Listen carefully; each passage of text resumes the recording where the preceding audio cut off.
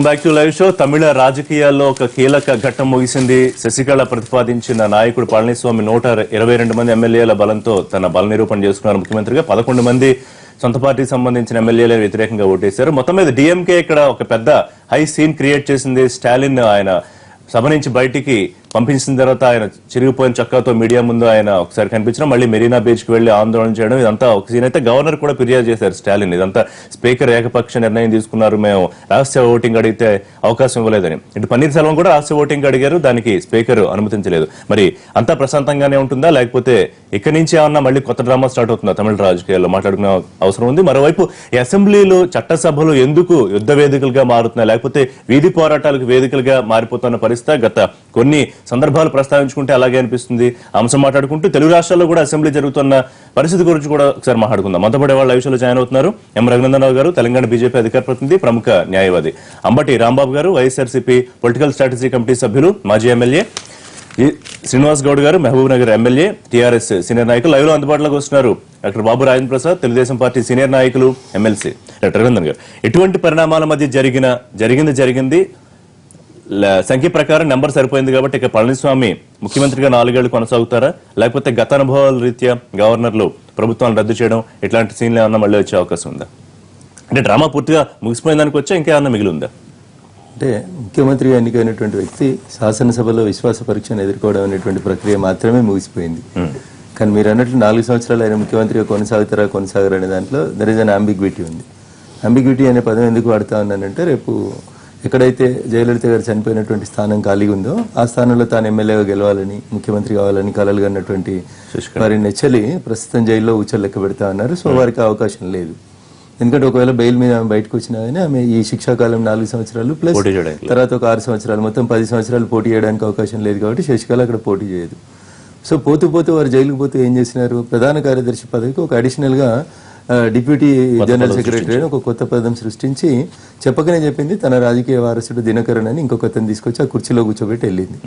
చెప్పకనే చెప్పింది వారసుడు అనే పదం ఎందుకంటే నిన్న ముఖ్యమంత్రి అయిన తర్వాత ముఖ్యమంత్రి గారు జయలలిత సమాధి దగ్గరికి వెళ్ళినారు శ్రద్ధాంజలి ఘటించడానికి. అక్కడికి వెళ్ళినప్పుడు ముందు ముఖ్యమంత్రి గారు ఉండాలి జనరల్ గా, కానీ ముఖ్యమంత్రి గారి కంటే ముందు దినకరన్ లైన్ లో నిల్చుంటే దినకరన్ వెనకాల మంచిగా రాముడు మంచి బాలుడు అన్నట్టు చేతులు కట్టుకొని గౌరవ ముఖ్యమంత్రి గారు వెనకాల నిల్చున్నారు. అంటే దినకరన్ ఏం చెప్తే మేము చేయబోతున్నాం అనేటువంటి సూచన, లేదా శశికళ గారు జైలు నుంచి ఏం మెసేజ్ పంపిస్తే దినకరన్ గారు ముఖ్యమంత్రి గారికి చెప్తారు, ఇంటర్ ముఖ్యమంత్రి విల్ పెర్ఫార్మ్ ఇట్ అనేది చెప్పగానే చాలా స్పష్టంగా నిన్న మెసేజ్ కనబడింది. సో అందుకని 6 నెలల లోపల వచ్చేటువంటి ఆ బై ఎలక్షన్స్ లో జయలలిత గారు ఖాళీ చేసినటువంటి ఆ బై ఎలక్షన్ స్థానంలో ఒకవేళ దినకరన్ అంటూ పోటీ చేస్తే, దినకరన్ అక్కడ ఎమ్మెల్యేగా గెలిస్తే మళ్ళీ ఖచ్చితంగా ఇప్పుడున్నటువంటి ముఖ్యమంత్రి 6 నెలల కోసమే ముఖ్యమంత్రి ఉండొచ్చు అని నేను సమాధి దగ్గర నిలిచినటువంటి లైన్ ను చూస్తే చాలా స్పష్టంగా చెప్పినట్టు కనబడతా ఉంటుంది. సో కాబట్టి రాజకీయాల్లో ఏం జరుగుతుంది, దట్టు మోర్ పర్టికులర్ గా తమిళనాడులో ఏం జరుగుతుంది అనేది గత వారం 15 రోజుల నుంచి చూస్తా ఉంటే ఒక రకమైనటువంటి స్క్రీన్ ని వాళ్ళు ప్రొజెక్ట్ చేసినారు. అర్థమైంది. జరిగిన సీన్ కి లీగల్ గా అయితే ఎటువంటి అడ్డంకులు ఉండవు కదా, అంటే ఎమ్మెల్యేలు రహస్య ఓటింగ్ జరగలేదు, ఇట్లాంటి పాయింట్స్ ఏమన్నా రేపు గవర్నర్ గారు లేనంత అవకాశం ఉంటుందా? సార్, రహస్య ఓటింగ్ విధానాన్ని ఎన్నుకోవాలనేటువంటి అంశానికి వచ్చినప్పుడు స్పీకర్ నిన్న కేటగారికల్ గా చెప్పినారు, శాసనసభ నడుపుతున్నప్పుడు డివిజన్ ఆఫ్ ఓటు తప్ప విశ్వాస పరీక్షకు వచ్చినప్పుడు నేను రహస్య ఓటింగ్ కి పోను అని చెప్పినారు. ఈ దేశంలో గతంలో ఒకసారి రహస్య ఓటింగ్ జరపమని సుప్రీంకోర్టు జడ్జిమెంట్ ఇచ్చింది 1988లో జగదాంబికా పాల్ వర్సెస్ రాజ్నాథ్ సింగ్ కళ్యాణ్ సింగ్. జగదాంబికా పాల్ వర్సెస్ కళ్యాణ్ సింగ్ గారు ఇద్దరు ముఖ్యమంత్రులు ఉన్న సందర్భంగా ఆ రోజు సీక్రెట్ బ్యాలెట్ జరపమని సుప్రీంకోర్టు డైరెక్షన్స్ ప్రకారం జరిగింది. మిగతా ఎక్కడ గానీ చేతులెత్తేటువంటి ప్రక్రియ ద్వారానే జరుగుతుంది. నిన్న శాసనసభలో చాలా స్పష్టంగా, నిన్నేంది గత 10 రోజుల నుంచి మనకు కనబడుతూనే ఉంది, పళనిస్వామి వెనకాల గదే 11 మంది ఆ రోజు నుంచి ఈ రోజు దాకా కనబడ్డారు. పన్నీర్ సెల్వం వెనకాల, పళనిస్వామి వెనకాల క్యాంప్ మొత్తం మంది 122 ఉన్నారు. నిన్న గొడవ చేయాల్సినటువంటి అవసరం లేకుండా ఉండేది అనేది నా ఉద్దేశం. ప్రతిపక్షం అంత చేసి ఏం సాధించింది? ఏం సాధించలేకపోయింది కదా చివరికి వచ్చేసి.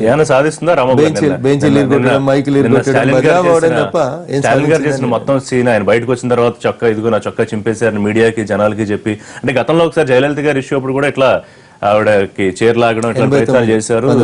బయటకు వచ్చిన తర్వాత అది విపరీతమైన సానుభూతి వచ్చింది. అంటే ఇక్కడ స్టాలిన్ గారికి ఎట్లాంటి అవకాశం ఉంటుంది? శాసనసభలో స్టాలిన్ ని అవమానపరిచారనేటువంటి పరిస్థితి ఏం లేదు. స్టాలిన్ వర్గం లేదా డిఎంకేనే స్పీకర్ మీద కూడా ఎగబడ్డారని, స్పీకర్ కుర్చీలు పగలగొట్టారని, మైకులు పగలగొట్టారని, స్పీకర్ కుర్చీలో కూర్చున్నారని, స్పీకర్ చొక్కా చింపారనేది కూడా ఉన్నది. 2 వర్షన్స్ ఉన్నాయి. ఈ తర్వాత రియాక్షన్ బహుశా నేను అనుకోవటం అక్కడ చూడలేదు, కానీ రియాక్షన్ ఏంటంటే ఈ ఎట్టి పరిస్థితుల్లోనూ ప్రతిపక్షాన్ని బయటకు పంపకపోతే ఓటింగ్ జరిగే పరిస్థితి లేదు.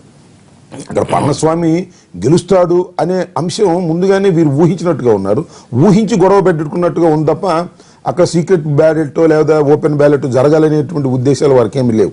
ఎలాగూ చేతులెత్తే ప్రక్రియ జరుగుతుంది. ఏదో ఎక్స్ట్రాడినరీ సర్కమ్స్టెన్స్లో కోర్టు డెసిషన్స్ వల్ల జరిగేటటువంటివి సీక్రెట్ బ్యాలెట్ జరిగితే జరగవచ్చు, కానీ అరుదుగా జనరల్ గా శాసనసభలో బల నిరూపణ అనేది ఖచ్చితంగా హెడ్ కౌంట్ తోనే జరుగుతుంది.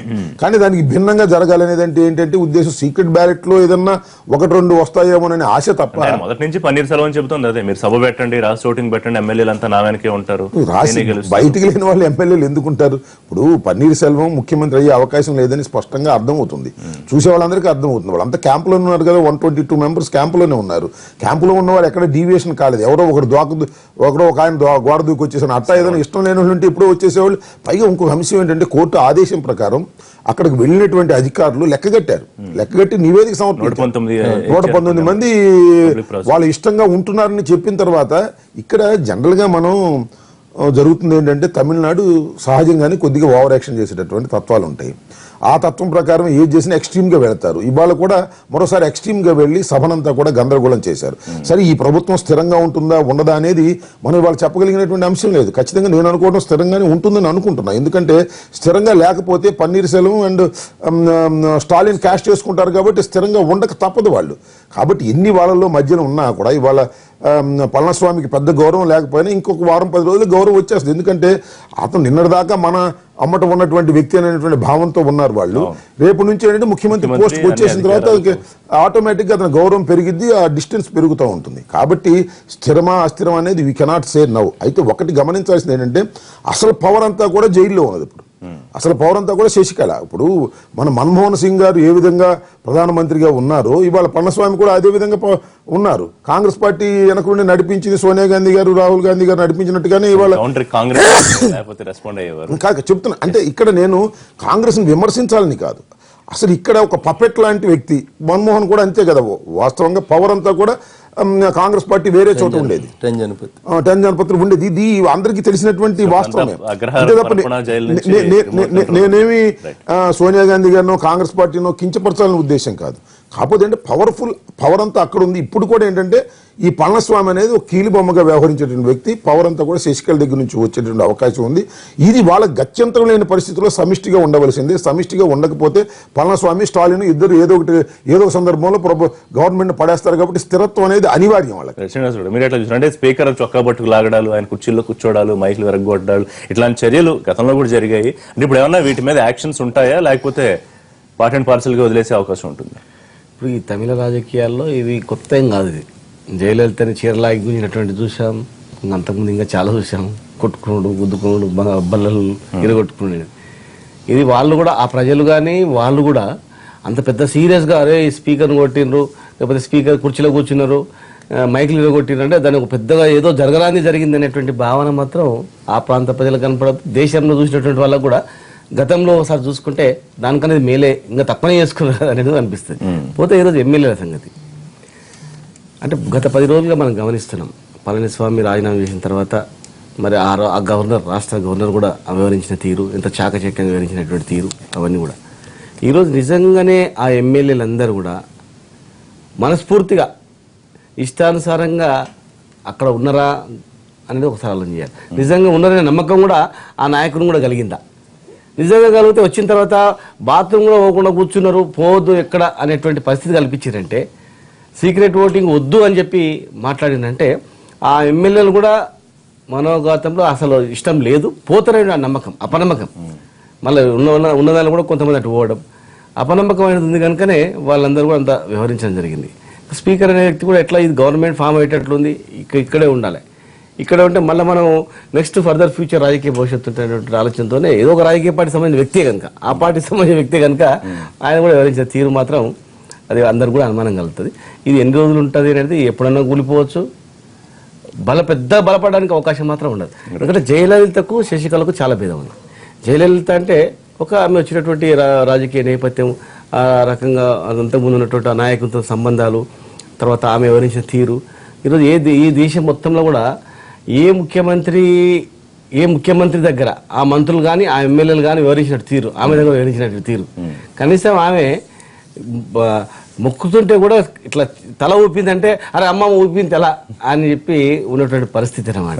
మాట్లాడలేనటువంటి పరిస్థితి, అసలు ఆమె చూడలేనటువంటి పరిస్థితి, ఒక విచిత్రమైనటువంటి రాజకీయ వ్యవహారాలు. అది సాధ్యం కాకపోవచ్చు. డెమోక్రసీలో కానీ విధానాలు మంచిగా ఉండొచ్చు, కానీ వ్యవహార శైలి అనేది ఆ డెమోక్రసీలో చూసినటువంటి వాళ్ళు కానీ అందరూ కూడా కొంత ఇబ్బందికరమైనటువంటి పరిస్థితి, ఇవేం రాజకీయాలు అనేటువంటి పరిస్థితులు ఉంటాయి. ఆమె ఏం ఆదేశిస్తే వాళ్ళు పాటించేది అనమాట. అంటే ఆ పరిస్థితులు అట్లా ఉన్నాయి. ఈరోజు శశికళది అట్లా అంత ఉండదు. జయలలితకు శశికళకు చాలా భేదాలు ఉంటాయి. అంటే ఏం చెప్తాం ఇప్పుడు అంతా ఆర్థిక మూలాలే కదా. ఆర్థిక మూలాలు ఉన్నా కూడా ఎవరో విశ్లేషకుడు చెప్పినట్టు ఆర్థిక పరిపుష్టి ఆవిడ దగ్గర ఉంది కాబట్టి ఎమ్మెల్యేలు అంతా ఆవిడ వెనకాల ఉన్నారని. ఆర్థిక లావాదేవీలు ఉండొచ్చు. తర్వాత అరే ఎక్కువ మంది ఉన్నారు కదా, గుంపుల మనం ఉందాం, ఏదైనా బ్లాక్ మెయిలింగ్ రకరకాలుగా. తర్వాత టికెట్ ఇచ్చేటప్పుడు వాళ్ళ వర్గాలకు ఇచ్చిన టికెట్లు, అరే వీళ్ళ వర్గం వాళ్ళు ఉన్నారు, వీళ్ళ కులాలు ఉన్నారు, ఈ వర్గాలు, ఇవన్నీ రాజకీయం అంటేనే ఈ కులాలు వ్యవస్థ, టికెట్లు ఇవన్నీ ఉంటాయి కనుక ఆమె ముందు జాగ్రత్త టికెట్ ఇచ్చేటప్పుడే ఒక 60 మందికి వాళ్ళ మనుషులకి వాళ్ళ కులాల వాళ్ళకి టికెట్లు ఇప్పించినటువంటిది కూడా ఉంది మరి. కనుక దాంతో కూడా కొంతమంది ఇష్టం ఉన్నా ఇష్టం లేకపోయినా రాజకీయం అనేది ఒక రకమైనటువంటి. అంటే అప్పట్లో కూడా ఖచ్చితంగా ఇదే పరిస్థితి. జానకి రామచంద్రన్ ప్రభుత్వం ఏర్పాటై 2 వారాల్లో గవర్నర్ బర్తరఫ్ చేశారు. ఇప్పుడు కూడా దాదాపుగా అదే సంఘర్షణలు, అదే కుర్చీలు విరగడాలు, మైకులు విరగొట్టుకోవడాలు, చొక్కాలు చింపుకోవడాలు, అదే సీన్ రిపీట్ అయింది. గవర్నర్ కూడా వీళ్ళు స్టాలిన్ వాళ్ళు వెళ్ళి ఫిర్యాదు చేశారు. ఏమన్నా అలాంటి సీన్లు రిపీట్ అవుతాయని మీకు ఏమైనా అనిపిస్తుందా, లేకపోతే కొన్నాళ్ళ పాటు ప్రభుత్వం నడుస్తుందని అనిపిస్తుందా? అంటే మరి పళనిస్వామి గారి గవర్నమెంట్ ఏం నడిచేటట్టు ఏం కనపడడం లేదండి. జరుగుతున్న పరిణామాలను బట్టి అక్కడ అసహజమైన వాతావరణం కనబడతాను తమిళనాడులో. నిజంగా నిన్న జరిగినటువంటి పరిణామాలు అసెంబ్లీలో చాలా విచారకరమైనటువంటిది. ఎందుకంటే అక్కడ రహస్య ఓటింగ్ లేదు ఎక్కడ కూడా అని తెలిసి కూడా రహస్య ఓటింగ్ కావాలని పట్టుబడ్డాం. మళ్ళీ దానిపైన అసెంబ్లీ స్పీకర్ మీదే సాక్షాత్తు దాడి చేయటం మనం అందరం క్లియర్గా టీవీలో చూసాం. ఆయన చొక్కా చంపటం, ఆయన్ని చేతులు పట్టుకుని లాగటం, ఆయన కుర్చీలో కూర్చుంటాం, ఆయన కుర్చీ లాగేయటం. మరి అటువంటి పరిణామాల్లో ఆయన సహజంగా మార్షల్స్ని పెట్టి ఏ స్పీకర్ అయినా బయటికి వాళ్ళని పంపిస్తాడు. ఎందుకంటే అక్కడ కాన్స్టిట్యూషనరీ అప్లికేషన్ ఉంది. అక్కడ తప్పనిసరిగా ముఖ్యమంత్రిని ఆ బల నిరూపణ చేయాలి. ప్రభుత్వానికి బల నిరూపణ వీళ్ళు చేయనివ్వట్లేదు కనుక వాళ్ళని సహజంగా మార్షల్స్తో బయటికి పెట్టినప్పుడు ఆ పెనుగులాట్లో చొక్కాలు చినుగుతాయి. కాబట్టి ఎన్నాడు మన మిత్రులు చెప్పినట్టు అది వాస్తవం. కొంచెం తమిళనాడులో తమిళియన్స్కి ఆ ఓవర్ ఇది ఉంటుంది. అటువంటి ఆ పరిస్థితుల్లో వాళ్ళు బయటకు వచ్చి చొక్కాలు దింపారని అదని ఇదని ఏదేమైనా జరుగుతున్నటువంటి పరిణామాల మట్టికి రాజకీయాలకి చాలా చాలా చెడ్డ పేరు తెచ్చే విధంగా, లేకపోతే వాళ్ళ వ్యక్తిత్వ హననాలు, లేకపోతే ఆత్మాభిమానం ఆత్మగౌరవం ఉండదు రాజకీయ నాయకులు, కానీ ఎంటైర్ రాజకీయ సమాజానికే చెడ్డ పేరు తెచ్చేవిగా ఉన్నాయి. అక్కడ జరుగుతున్న పరిణామాలు మొదటి నుంచి కనుక అబ్జర్వ్ చేస్తే ఓ జయలలిత అంటే ఒక లీడర్, షీఈ్ ఎ లీడర్. ఆవిడ కనుసన్నల్లో అక్కడ ఉన్నటువంటి క్యాడర్ అంతా కూడా నడవటం జరిగింది. ఆ తర్వాత వరుసగా జరుగుతున్నటువంటి ఇది అరే తమిళియన్స్ మరీ ఎంత ఇదిగా ఉంటారా, మరీ అసలు ఆత్మగౌరవం లేకుండా ఆత్మాభిమానం లేకుండా అలా ఎవరికి పడితే వాళ్ళకి పానాసారాలు పడిపోతారా, ఇంత వంగి వంగి సలాములు చేస్తారా, గులాములుగా అసహ్యం అనిపిస్తుంది రాజకీయాలు అంటే. కరెక్టేనండి, అది వాస్తవమే.